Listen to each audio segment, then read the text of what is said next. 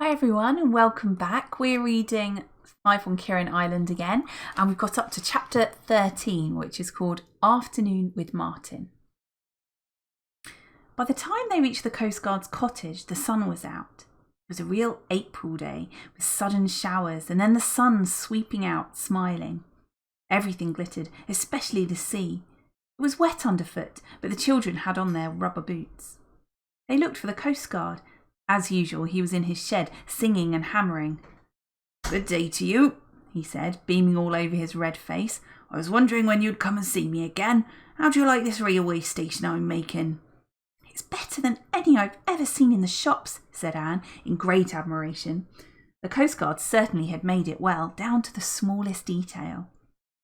He nodded his head towards some small wooden figures of porters and guards and passengers. "Those are waiting to be painted," he said. "That boy Martin said he'd come in and do them for me. Very handy with his paints he is, a proper artist. But he's had an accident." "Has he? What happened?" said Julian. "I don't know. He was half carried home this morning by his father," said the Coast Guard. "Must have slipped and fallen somewhere. I went out to ask, but Mr. Kirrin was in a hurry to get the boy on a couch. Why don't you go in and ask after him? He's a queer sort of boy, but he's not a bad boy." "Yes, we will go and ask," said Julian. "I say, Coast Guard, would you mind if we look through your telescope again?" "Now, you go and look at all you want to," said the old fellow. "I tell you, you won't wear it out by looking. I saw the signal from your father's tower last night, Miss George. Just happened to be looking that way. He went on flashing for a long time, didn't he?" "Yes," said George. "Thank you. I'll go and have a look now." She went to the telescope and trained it on her island, but no matter where she looked, she could not see Timmy or her father. They must be down in his workroom, wherever it was. She looked at the glass room in the top of the tower. That was empty too, of course. She sighed. It would be nice to see Timmy. The others had a look through as well, but nobody saw Timmy. It was plain that he was keeping close to his master, a proper little guard. "Well, shall we go in and see what's happened to Martin?" said Julian, when they had finished with the telescope. "It's just about to pour with rain again. Another April shower. We could wait next door till it's over." "Right, let's go," said Dick. He looked at George. "Don't be afraid I shall be rude, George. Now that I know Mr. Kirrin is a journalist, I shan't bother about him." "All the same, I'm not blabbing any more," said George with a grin. "I see your point now. Even if it doesn't matter, I still shan't blab any more." "Good for you," said Dick, pleased. "Spoken like a boy." "Ass," said George, but she was pleased all the same. They went through the front gateway of the next cottage. As they filed in, they heard an angry voice. "Well, you can't. Always wanting to mess about with a brush and paint. I thought I'd knock that idea out of your head. You lie still and get that ankle better. Spraining it just when I want your help." Anne stopped, feeling frightened. It was Mr. Kirrin's voice they could hear through the open window. He was giving Martin a good talking to about something, that was plain. The others stopped too, wondering whether to go in or not. Then they heard a bang and saw Mr. Kirrin leaving the cottage from the back entrance. He walked rapidly down the garden and made for the path that led to the back of the cliff. There was a road there that went to the village. "Good, he's gone, and he didn't see us," said Dick. "Who would have thought that such a genial, smiling fellow could have such a rough, brutal voice when he loses his temper? Come on, let's pop in and see poor Martin while there's a chance." They knocked on the door. "It's us," called Julian cheerfully. "Can we come in?" "Oh, yes," shouted Martin from indoors, sounding pleased. Julian opened the door and they all went in. "I say, we heard you'd had an accident," said Julian. "What's up? Are you hurt much?" "No, it's just that I twisted my ankle and it was so painful to walk on that I had to be half carried up here," said Martin. "Silly thing to do." "Oh, it'll soon be right if it's just a twist," said Dick. "I've often done that. The thing is to walk on it as soon as you can. Where were you when you fell?" Martin went suddenly red, to everyone's surprise. "Well, I was walking on the edge of the quarry with my father and I slipped and rolled a good way down," he said. There was a silence. Then George spoke. "I say," she said, I hope you didn't go and give away our little secret to your father. I mean, it's not so much fun when grown-ups share a secret. They want to go snooping about themselves, and it's much more fun to discover things by ourselves. You didn't tell him about that hole under the shelf of rock, did you?" Martin hesitated.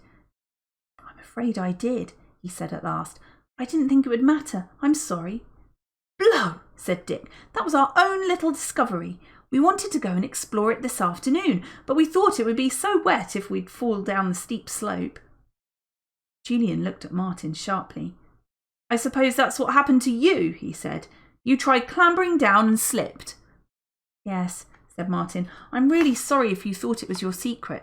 I just mentioned it to my father out of interest, you know, something to say, and he wanted to go down and see for himself." "I suppose journalists are always like that," said Dick, "wanting to be on the spot if there's anything to be ferreted out. It's their job. All right, Martin, forget it. But do try and head your father off the quarry. We would like to do a bit of exploring before he butts in, though there may be nothing to be found at all." There was a pause. Nobody knew quite what to say. Martin was rather difficult to talk to.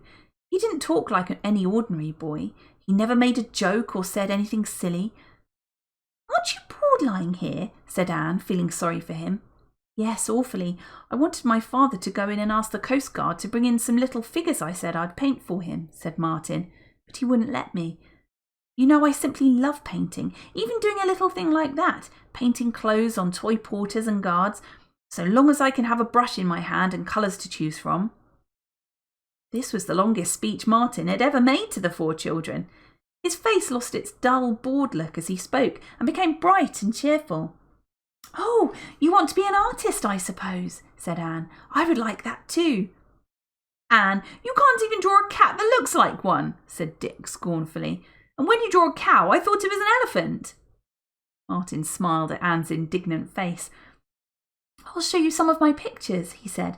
"I have to keep them hidden away because my father can't bear me to want to be an artist." "Don't get up if you don't want to," said Julian. "I'll get them for you." "It's all right. If it's good for me to try and walk, I will," said Martin, and got off the couch. He put his right foot gingerly to the floor and then stood up. "Not so bad after all," he said. He limped across the room to a bookcase. He put his hand behind the second row of books and brought out a cardboard case, big and flat. He took it to the table. He opened it and spread out some pictures. "Gracious," said Anne, "they're beautiful. Did you really do these?" They were queer pictures for a boy to draw, for they were of flowers and trees, birds and butterflies, all drawn and coloured most perfectly, every detail put in lovingly. Julian looked at them in surprise. This boy was certainly gifted. Why, these drawings were as good as any he had ever seen in exhibitions. He picked a few up and took them to the window. "Do you mean to say your father doesn't think these are good? Doesn't think it's worthwhile to let you train as an artist?" he said in surprise. "He hates my pictures," said Martin bitterly. "I ran away from school and went to an art school to train, but he found me and forbade me to think of drawing any more. He thinks it's a weak, feeble thing for a man to do, so I only do it in secret now." Children looked at Martin with sympathy. It seemed an awful thing to them that a boy who had no mother should have a father who hated the thing his son most loved. No wonder he always looked dull and miserable and sullen. "It's very bad luck," said Julian at last. "I wish we could do something to help."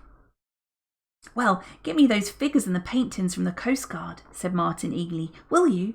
Father won't be back till 6. I'll have time to do them. And do stay and have tea with me. It's so dull up here. I hate it." "Yes, I'll get the things for you," said Julian. "I can't for the life of me see why you shouldn't have something to amuse yourself with if you want to. And we'll ring up my aunt and tell her we're staying here to tea, so long as we don't eat everything you've got." "Oh, that's all right," said Martin, looking very cheerful indeed. "There's plenty of food in the house. My father has an enormous appetite. I say, thanks most awfully."